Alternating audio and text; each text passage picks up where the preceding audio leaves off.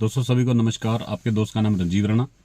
तो आज हम लोग एमएलएम के अंदर बात करेंगे लॉ ऑफ एवरेज की, यानी कि औसत के नियम की। कि औसत का नियम क्या है।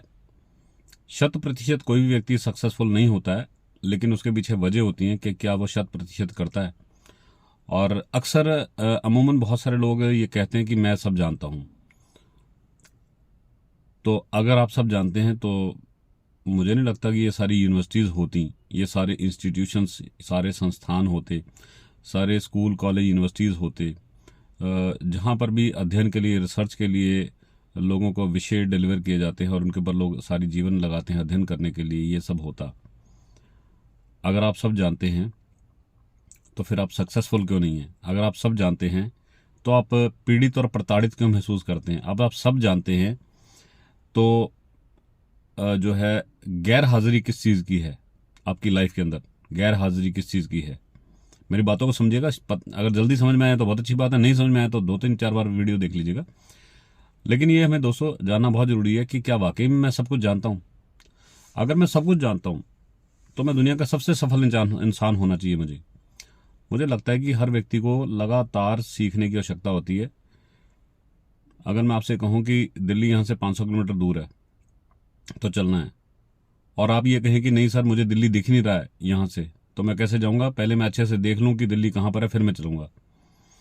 तो दोस्तों जब तक आप आधा किलोमीटर आगे नहीं चलेंगे, आपको उससे आगे का आधा किलोमीटर नजर आने वाला नहीं है। जब तक आप और आधा किलोमीटर नहीं चलेंगे, आपको उससे आगे का और आधा किलोमीटर आगे आने वाला नजर नहीं है। पर जैसे जैसे आप आगे बढ़ते जाएंगे, आपको अगला आधा किलोमीटर, अगला 1 किलोमीटर एरिया नजर आना शुरू हो जाएगा। और ये तभी होगा जब आप चलेंगे। तो बात चल रही थी दोस्तों लॉ ऑफ एवरेज की।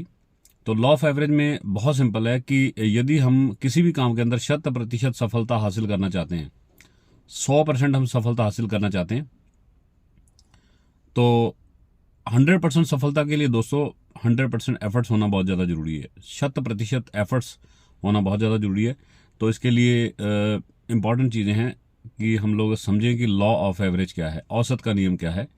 एक माली जब बगीचे में पौधे लगाता है जिनको आगे चलकर पेड़ बनना है, हर पौधा पेड़ नहीं बनता है। उसके पीछे वजह होती है कि क्या हर पौधे का गड्ढा पूरा इंच बाई इंच नाप कर बनाया गया था? क्या उसमें डाली गई खाद इंच बाई इंच, ठीक है जी, या पूरी उसकी एग्जैक्ट क्वांटिटी, या उसके अंदर जितने भी पोषक तत्व होते हैं वो सारे मिलाकर एग्जैक्ट प्रॉपर क्वांटिटी के साथ डाले गए थे? ठीक है जी। क्या वहाँ का वातावरण पूरा प्रॉपर सही था? ठीक है जी। क्या उनका डिस्टेंस बिल्कुल सही था? तो ये कहने मतलब है कि दोस्तों 100% हमारी इनपुट जब मैच नहीं करता तो हमारा आउटकम यानी कि हमारा आउटपुट भी मैच नहीं करता। तो यहाँ पर लॉ ऑफ एवरेज काम करती है। यदि आप जीवन में सफल होना चाहते हैं, सक्सेस होना चाहते हैं, एमएलएम के अंदर सफलता लेना चाहते हैं, तो आपको भी अपनी मेहनत को 3 गुना बढ़ाना होगा। यदि आप 10 लोगों से बातचीत करते हैं तो 10 में से 3 लोग सुनने के बाद आपको यस करेंगे। 10 में से 3 लोग सुनने के बाद आपको इनकार भी कर सकते हैं। 10 में से 3 लोग सोचने का समय मांग सकते हैं, कल परसों मिलेंगे, फ़ोन पे बता देंगे, ठीक है जी, ऐसी बातें भी कर सकते हैं।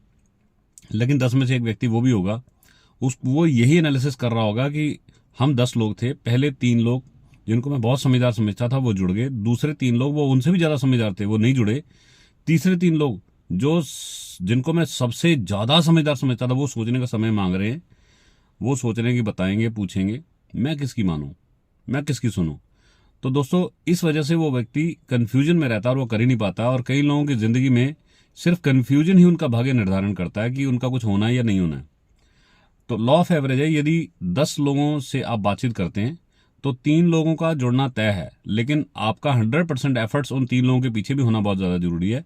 दूसरे 3 लोग जिन्होंने समय मांगा है उनके साथ भी आपका पूरा प्रॉपर डिस्कशन होना बहुत ज़्यादा जरूरी है। तीसरे 3 लोग जिन्होंने नहीं करना है उनके पीछे का रीज़न भी आपको पता होना बहुत ज़्यादा जरूरी है। एक वो व्यक्ति जो कन्फ्यूज है उसके बारे में भी आपको पता होना बहुत जरूरी है।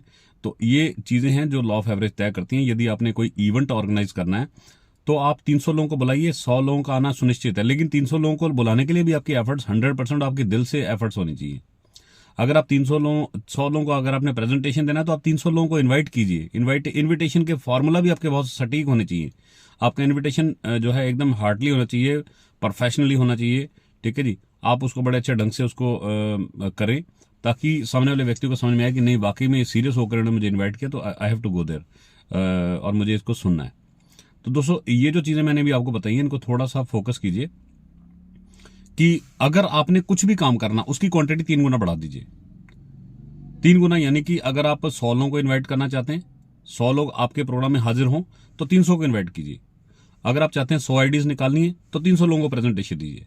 अगर आप चाहते हैं कि आपने होम मीटिंग ऑर्गेनाइज करनी है और वहां पर आपको 25 बंदे चाहिए तो 75 लोगों को आप इन्वाइट कीजिए। तो ये सारा जो है दोस्तों लॉ ऑफ एवरेज काउंट करता है, क्योंकि माली के लगाए हुए 10 पौधों में से 3 पौधे बहुत बढ़िया चलते हैं, 3 पौधे रुकते चलते कभी मोटे हो जाते हैं, कभी फैल जाते हैं, कभी चल पड़ते हैं, कभी पत्ते आ जाते हैं, कभी नहीं आते हैं, लेकिन 3 पौधे नहीं उगते और एक पौधा बेचारा लापता हो जाता है। ये माली को खुद नहीं पता होता मैंने प्लांट किस जगह पर किया था। तो ये है दोस्तों लॉ ऑफ एवरेज, इसको हमने जरूर समझना है। ये जिंदगी में भी आप इंप्लीमेंट कीजिएगा। जब भी आपने कोई काम करना, उसकी एफर्ट्स आपकी 300% होनी चाहिए। 300%, 300% आप अपनी मेहनत को बढ़ा दीजिए, 300% काम को बढ़ा दीजिए और 100% रिजल्ट पर आ जाइए, आप विजेता बन जाएंगे। और यही सफलता का राज है। और अपनी एफर्ट्स के बाद जब आपकी अचीवमेंट होती है, उस अचीवमेंट से भी सीखना है कि मेरी लॉ ऑफ एवरेज पिछली बार कैसे रही थी। अब अगर मैं 1000% रिजल्ट चाहता हूं, पहली बार से ज्यादा रिजल्ट चाहता हूं, तो मुझे कितनी एफर्ट्स के लिए प्लानिंग करनी होगी। तो दोस्तों ये चीज है, अच्छा लगा तो शेयर कीजिएगा, क्योंकि ये बहुत ज्यादा जरूरी है और इंप्लीमेंट करेंगे तभी आपको अगला नजर आएगा। दिल्ली अगर आपको पहुंचना है 500 किलोमीटर दूर है, तो दोस्तों आपको 5-5, 2-2 किलोमीटर चलते जाइए, आपके उतने किलोमीटर 500 में कम होते जाएंगे और एक टाइम आएगा दिल्ली आ जाएगा। ठीक है जी, तो दिल्ली अभी दूर नहीं है, आगे बढ़ना जरूर है। Thank you, wish you all the best.